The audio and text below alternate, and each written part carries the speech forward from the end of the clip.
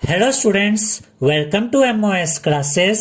इस वीडियो में हम 9th क्लास मैथ एनसीईआरटी के चैप्टर नंबर 8 की मिड पॉइंट थ्योरम को समझेंगे। तो आइए देखते हैं कि मिड पॉइंट थ्योरम में हमसे क्या कहा गया है। The line segment joining the mid points of two sides of a triangle is parallel to the third side of the triangle and is half of it. इसका ये मतलब है स्टूडेंट्स कि अगर एक ट्रायंगल है, जैसे कि यहाँ पे ट्रायंगल है ABC और इसमें AB का मिड पॉइंट है D और AC का मिड पॉइंट है E। अगर हम D और E को ज्वाइन कर देते हैं तो इससे जो लाइन सेगमेंट बना DE ये पैरेलल होता है BC के और ये हाफ भी होता है BC के। इसे एक बार दोबारा समझ लेते हैं कि अगर एक ट्रायंगल है ABC जिसमें दो साइड्स के मिड पॉइंट हमें दिए गए हैं, AB का मिड पॉइंट D, AC का मिड पॉइंट E, इनको मिलाने से, इन दोनों मिड पॉइंट्स को मिलाने से जो लाइन सेगमेंट बना वो पैरेलल होता है अपोजिट साइड यानी कि BC के, और ये DE हाफ भी होता है BC के। तो यहां पर हम लिखेंगे गिवन, यानी कि हमें दिया क्या गया है। In triangle ABC D and E are the mid points of AB and AC respectively. यानी कि ये जो ट्रायंगल है ABC इसमें हमें ये दिया गया है कि AB का मिड पॉइंट D है और AC का मिड पॉइंट E है। उसके बाद हम लिखेंगे टू प्रूव, यानी कि हमें प्रूव क्या करना है। तो हमें एक चीज तो ये प्रूव करनी है कि DE is parallel to BC, यानी कि इन मिड पॉइंट को मिलाने से जो ये लाइन सेगमेंट बना DE हमें प्रूव करना है कि ये पैरेलल है BC के। और उसके बाद हमें दूसरी चीज क्या प्रूव करनी है कि DE हाफ है BC के, तो ये DE हाफ भी दिखाएंगे BC के।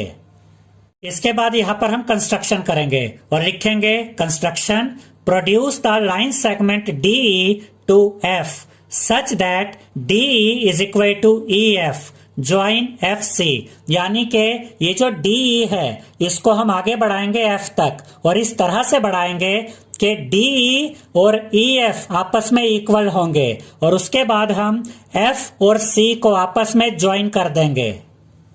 यहाँ पर कुछ पॉइंट्स को आप याद रखिएगा इस थ्योरम को प्रूफ करने से पहले कि अगर D मिड पॉइंट है AB का तो AD और BD ये आपस में इक्वल होंगे, और E मिड पॉइंट है AC का तो AE और CE आपस में इक्वल होंगे, और DE और EF भी आपस में इक्वल है जो हमने बाय कंस्ट्रक्शन किया है।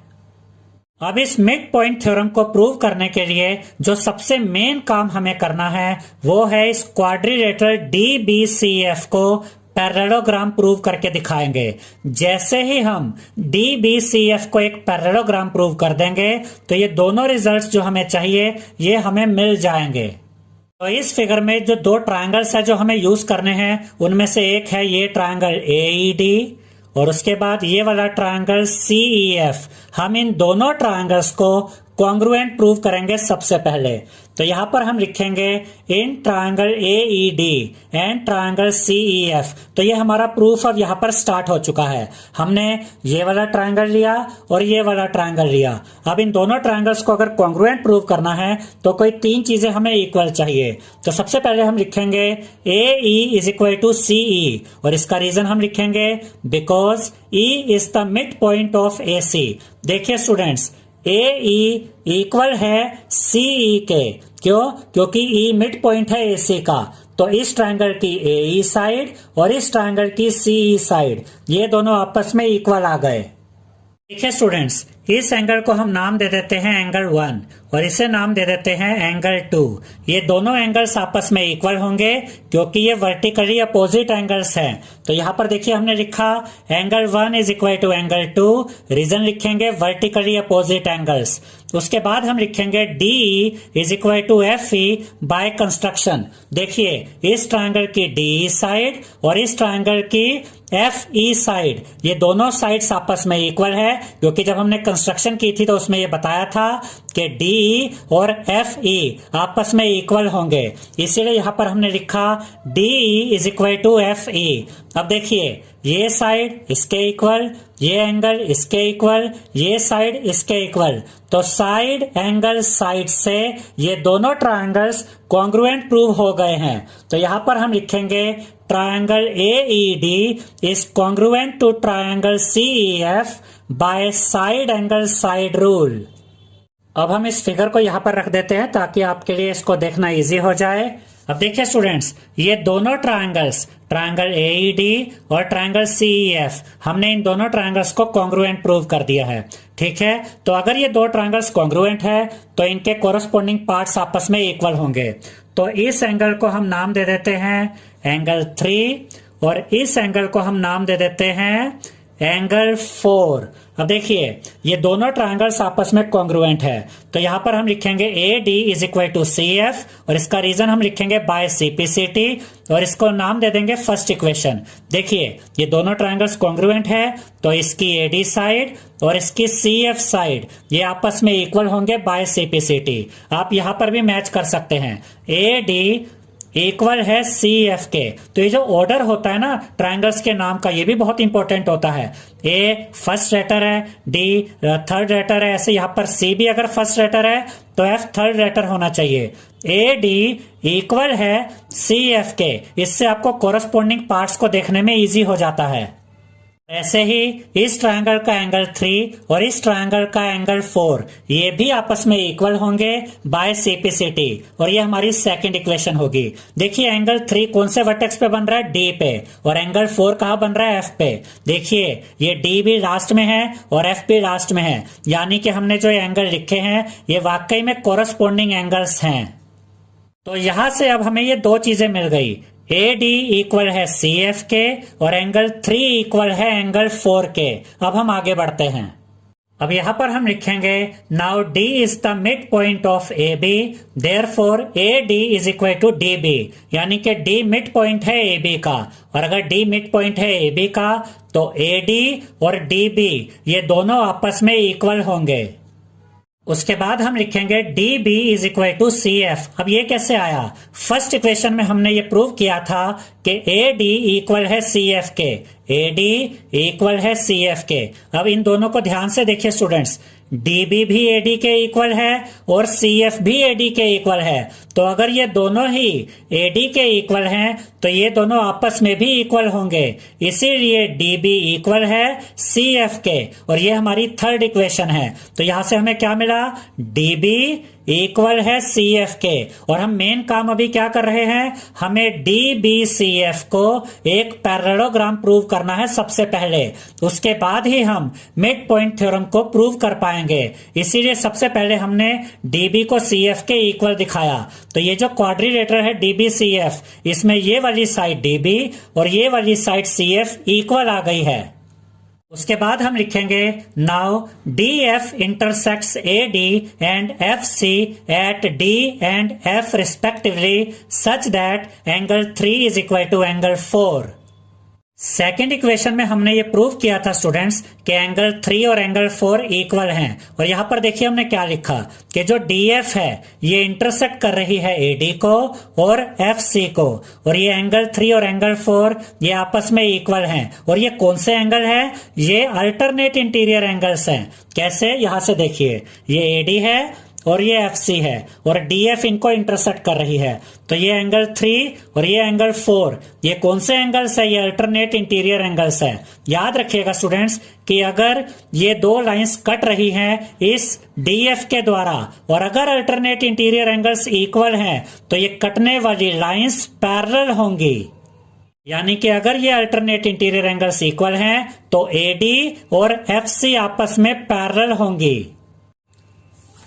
देखिए यहां पर यही हमने लिखा है, alternate interior angles are equal. ये दोनों अल्टरनेट इंटीरियर एंगल्स इक्वल हैं, therefore AD is parallel to FC, यानी कि AD पैरेलल होगी FC के।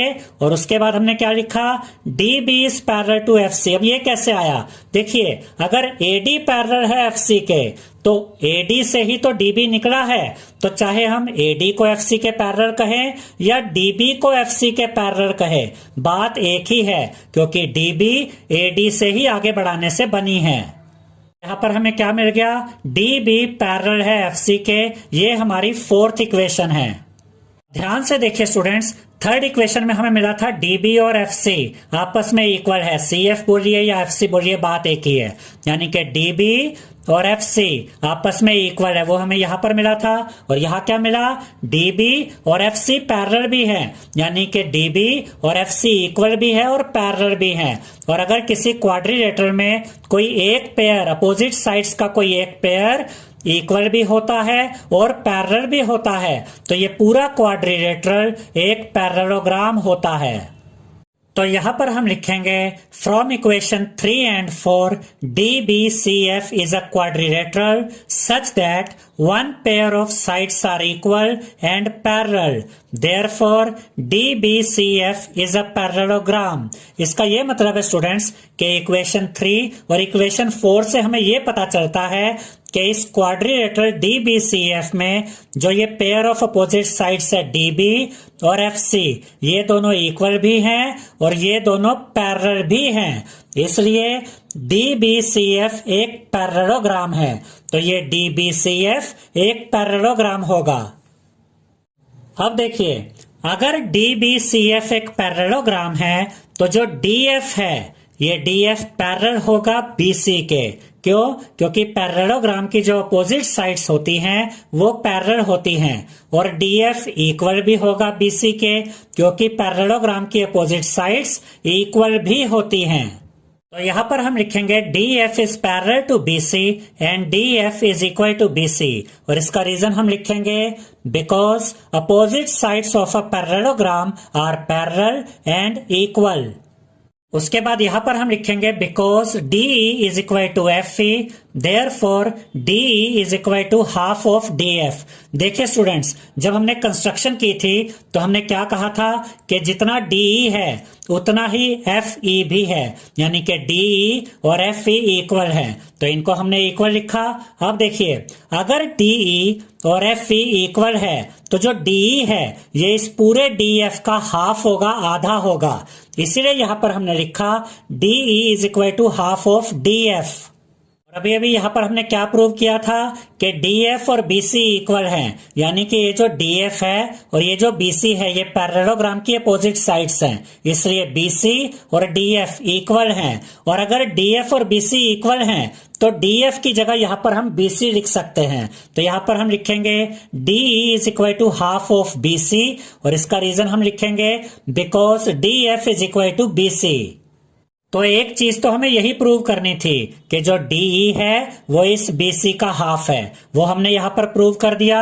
अब ध्यान से देखिए, यहां पर जो ये DF है ये पैरेलल है BC के, क्योंकि अपोजिट साइड्स ऑफ पैरेललोग्राम है। यहां पर हमने लिखा भी था DF is parallel to BC। DF parallel है BC के, तो DE भी तो DF का ही पार्ट है, तो अगर DF पैरेलल होगा BC के तो DE भी पैरेलल होगा BC के, इसलिए यहां पर हम लिखेंगे DE is parallel to BC because DF is parallel to BC। तो इस तरह से हमने मिड पॉइंट थ्योरम को प्रूव कर दिया है कि अगर किसी ट्रायंगल में दो मिड पॉइंट्स को मिलाने से जो लाइन सेगमेंट बनती है वो अपोजिट साइड के पैरेलल भी होती है, और ये वाली लाइन सेगमेंट अपोजिट साइड की हाफ भी होती है। देखिए, DE हाफ है BC के, DE पैरेलल है BC के, ये DE हाफ है BC के और ये DE पैरेलल भी है BC के, और यही हमें प्रूव करना था। आई होप स्टूडेंट्स आपको हमारा ये वीडियो पसंद आया होगा। अगर आपको हमारा ये वीडियो पसंद आया है तो इस वीडियो को लाइक करें, शेयर करें, हमारे चैनल को सब्सक्राइब करें और बेल आइकॉन बटन जरूर दबाएं, जिससे हमारी हर नई वीडियो का नोटिफिकेशन आपको मिलता रहे। Thank you.